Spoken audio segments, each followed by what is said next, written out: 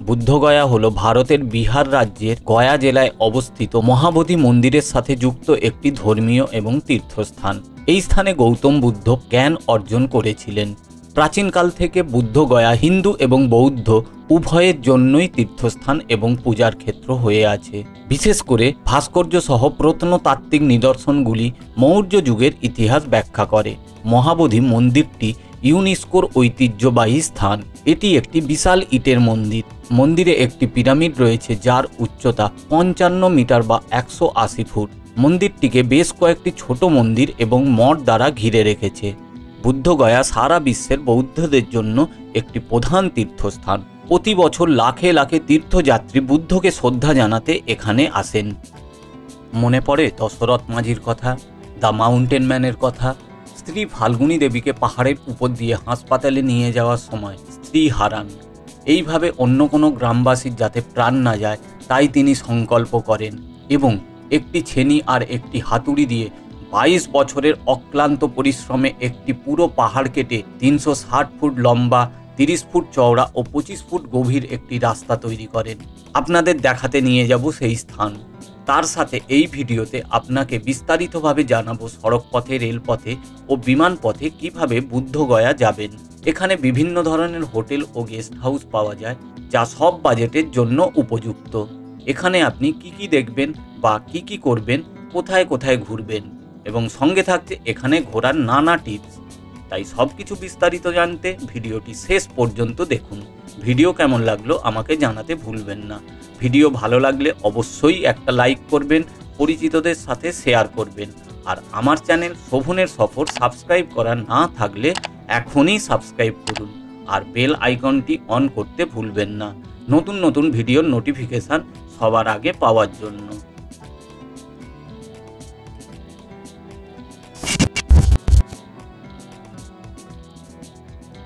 ভোর 4:30 দেওঘর হোটেল থেকে বেরিয়েছিলাম। এখন সকাল 6:30 বাজে। আমরা বুদ্ধগয়ার দিকে এগিয়ে চলেছি। গুগল যা বলছে তাতে আমরা 9:50 নাগাদ আমাদের গন্তব্যে পৌঁছে যাব। আমরা প্রথমে AIIMS দেওঘর রোড ধরে ভিরকিবাদ, তারপর ভিরকিবাদ থেকে NH 114 ধরে দুমরি পৌঁছাবো। তারপর মামুরি থেকে AH1 বা দিল্লি কলকাতা রোড ধরে ডোভি থেকে ডান দিকে NH 22 ধরে গন্তব্যে পৌঁছে যাব। মোট দূরত্ব 265 কিলোমিটার। বুদ্ধগয়া বিমান, রেল ও সড়ক দ্বারা সুসংযুক্ত। বুদ্ধগয়ার নিকটতম বিমানবন্দর গয়া, যা বুদ্ধগয়ার থেকে মাত্র 10 কিলোমিটার দূরে অবস্থিত। গয়া বিমানবন্দর থেকে ভারতের প্রধান শহরগুলি যেমন দিল্লি, কলকাতা, মুম্বাই এবং হায়দ্রাবাদের নিয়মিত ফ্লাইট রয়েছে। বুদ্ধগয়ার নিকটতম রেল স্টেশন হল গয়া জংশন, যা বুদ্ধগয়ার থেকে মাত্র 10 কিলোমিটার দূরে অবস্থিত। গয়া জংশন থেকে ভারতের প্রায় সব বড় শহরে যেমন দিল্লি, কলকাতা এবং মুম্বাইয়ের নিয়মিত ট্রেন আছে। বুদ্ধগয়া বিহারের প্রধান শহর যেমন পাটনা এবং গয়ার সাথে সড়কপথে সুসংযুক্ত। পাটনা এবং গয়া থেকে বুদ্ধগয়ার নিয়মিত বাস আছে। এবার জেনে নিই বুদ্ধগয়ায় আমরা কি দেখব বা বুদ্ধগয়ায় কি করণীয়। এখানে এসে প্রথমেই আমরা দেখে নেব মেট্টা বুদ্ধারাম মন্দির। এটি একটি থাই মন্দির। দেখে আমরা চলে যাব the great Buddha statue, 61 foot উঁচু। এটি একটি বুদ্ধের স্ট্যাচু।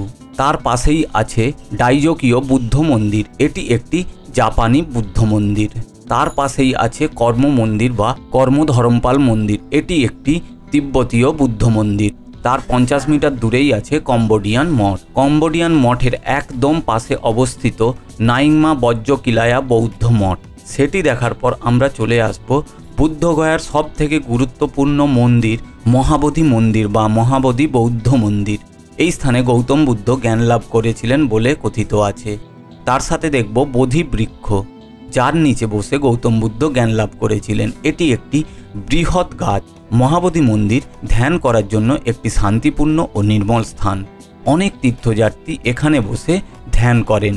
মন্দিরের বাইরে প্রচুর ভালো ভালো দোকান রয়েছে, যেগুলি বুদ্ধমূর্তি, প্রার্থনা পতাকা এবং তিব্বতীয় হস্তশিল্পের লোভনীয় জিনিস বিক্রি করে। তারপর চলে আসব সুজাতা স্তূপ। এই স্থানে সুজাতা বুদ্ধদেবকে তাঁর জ্ঞান অর্জনের পর প্রথমবার খাবারের প্রস্তাব দিয়েছিলেন। মেট্টা বুদ্ধরাম মন্দির বুদ্ধগয়ায় অবস্থিত একটি থাই মন্দির। এটি বুদ্ধগয়ার অন্যতম পর্যটক আকর্ষণ। থাই সরকার 1982 সালে এটি নির্মাণ করে। এই মন্দিরের প্রধান আকর্ষণ বসার ভঙ্গিতে ভগবান বুদ্ধের 30 ফুট উঁচু মূর্তি। সাদা মার্বেল দিয়ে তৈরি খুব সুন্দর একটি মন্দির। এখানে আপনি মেডিটেশন হলে মেডিটেশন করতে পারেন, বুদ্ধকে ফুল দিতে পারেন, মন্দির চত্বরে ঘুরে বেড়াতে পারেন, বুদ্ধিজম বই পড়তে পারেন ইত্যাদি।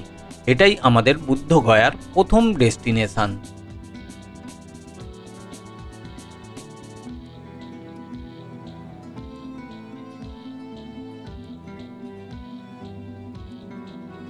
The great Buddha statue 61 foot উঁচু এবং এটি খোলা আকাশে পদ্মের ওপর ধ্যানের ভঙ্গিতে বা ধ্যান মুদ্রায় উপবিষ্ট। এটি বেলে পাথর এবং লাল গ্রানাইট দিয়ে তৈরি। 12,000 শ্রমিক 7 বছর ধরে এটি নির্মাণ করে। মূর্তিটি ফাঁপা ও বুক পর্যন্ত ঘোরানো সিঁড়ি রয়েছে। দর্শনার্থীরা এখানে 16,300টি ছোট ব্রোঞ্জের মূর্তি দেখতে পাবেন।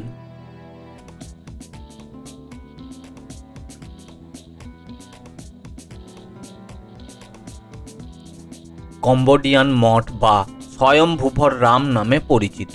এটি একটি থোরবাদ বৌদ্ধ মঠ। এটি মহাবোধি মন্দিরের চারপাশে নির্মিত বহু আন্তর্জাতিক মঠগুলির মধ্যে একটি। নাইংমা বজ্রকিলায়া বৌদ্ধ মঠ ভারত, নেপাল এবং তিব্বতের নিংমা বৌদ্ধ মঠগুলির একটি ঐতিহ্য রয়েছে যা বজ্রকিলয় অনুশীলনের উপর জোর দেয়। এটি নাইংমা বংশের 6টি মাদার মঠের মধ্যে একটি।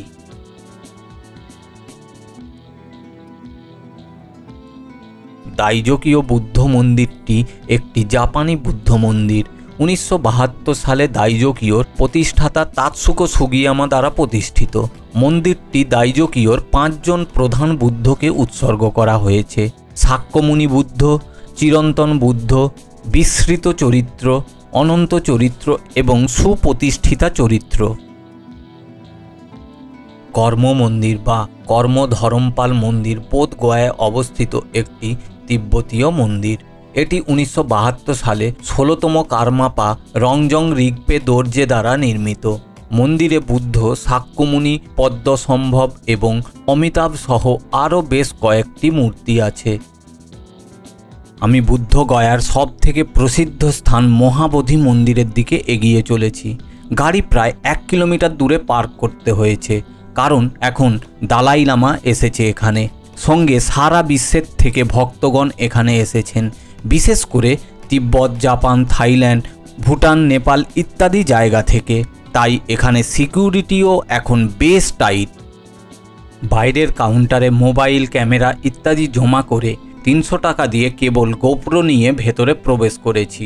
এখানে প্রথম সিকিউরিটি চেকিং হবে এবং আরও কিছুটা আগানোর পর দ্বিতীয়বারের জন্য সিকিউরিটি চেক করিয়ে তারপরে মন্দিরে প্রবেশ।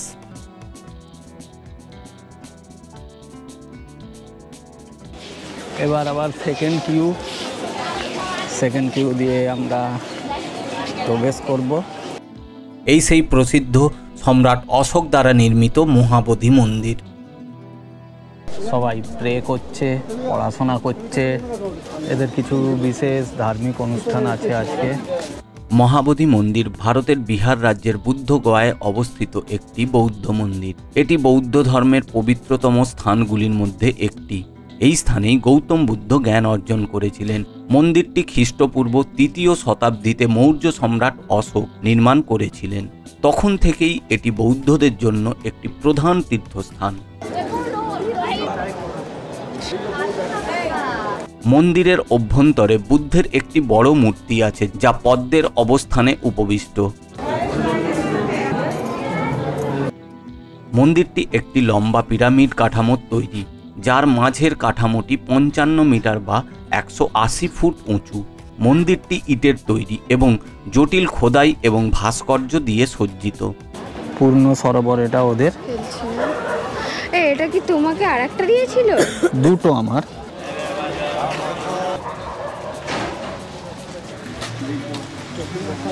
ভেতরে প্রদীপ জ্বলছে সব।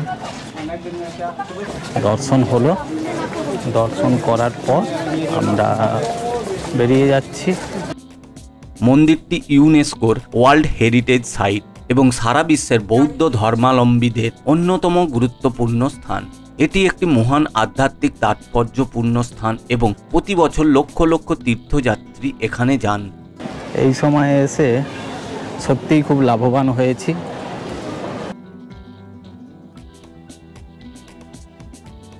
আমরা ভুটানি ডিশ এসেছে আলু দাতসি, দারুণ খেতে বলছে। আমিও টেস্ট করে দেখি আলু দাতসি কীরকম হয়। ভুটানি রেস্টুরেন্টে ঢুকেছি, ভুটানি খাবার খাচ্ছি, সাকাম দাতসি রাইস খাচ্ছি। বাহ, নাইস। আসলে টেস্ট করে দেখবেন একটু, সত্যি দারুণ খেতে। এটি বিষ্ণুপদ মন্দির, গয়াতে অবস্থিত একটি হিন্দু মন্দির। এটি হিন্দু ধর্মের পবিত্রতম স্থানগুলির মধ্যে একটি।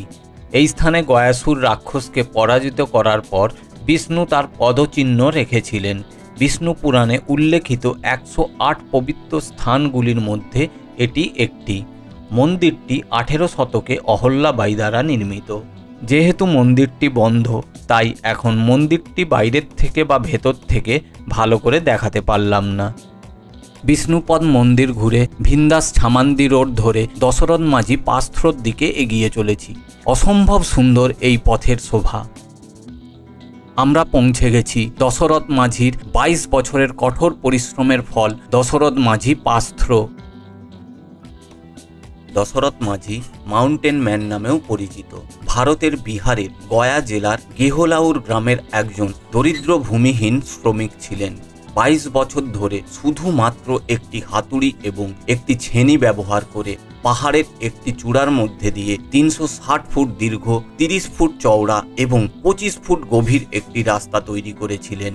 এর ফলে গয়া জেলার অত্রি এবং ওয়াজিরগঞ্জের দূরত্ব 55 কিলোমিটার থেকে কমিয়ে 15 কিলোমিটার করে দেন।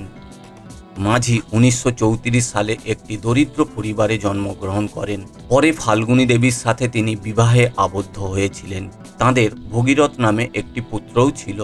1959 সালে মাঝির স্ত্রীকে পাহাড়ের ওপর দিয়ে হাসপাতালে নিয়ে যাওয়ার সময় মারা যান। এই ঘটনা তাঁকে একটি বিষয়ে বদ্ধপরিকর করে এবং তিনি সংকল্প করেন যাতে অন্য কোনো গ্রামবাসীর আর এইভাবে প্রাণ না যায়। তাই তিনি 1960 সালে পাহাড় কাটার কাজ শুরু করেন এবং সাথে ছিল শুধুমাত্র ছেনি আর হাতুড়ি।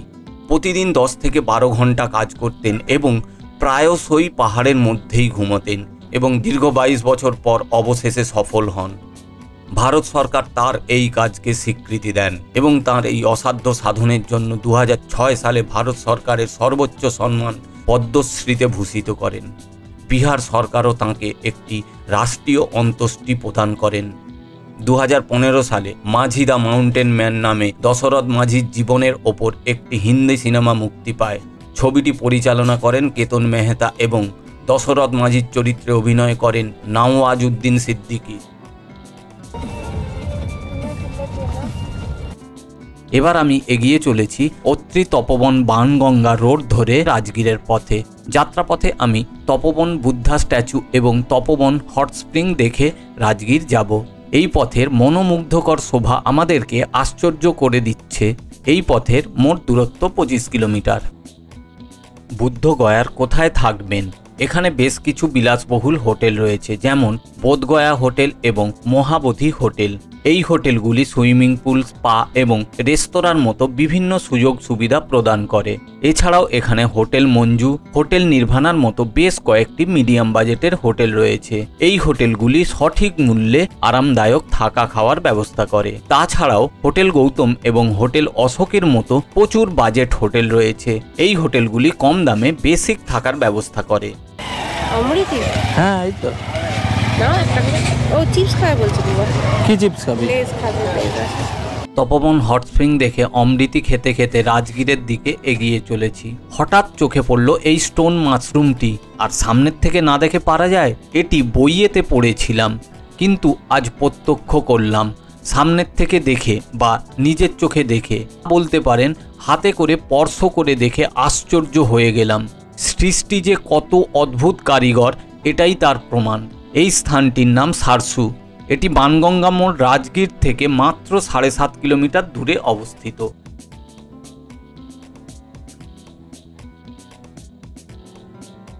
আমরা রাজগীর পৌঁছে গেছি। এটি রাজগীরের প্রবেশদ্বার। এটি বানগঙ্গা বাস স্টপেজ NH82। এটাই রাজগীরের দেয়াল বা সাইক্লোপিয়ান ওয়াল।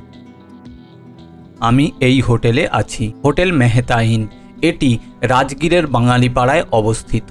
রুমের ভাড়া নিচ্ছে 2500 টাকা। একদম নতুন হোটেল, এখনো পুরোপুরিভাবে চালু হয়নি। রুমটা বেশ ছোট কিন্তু সুন্দর। এদের নিজস্ব পার্কিং আছে। এটি রাজগীরের সবজি মান্ডি রোড থেকে মাত্র 300 মিটার ভেতরে।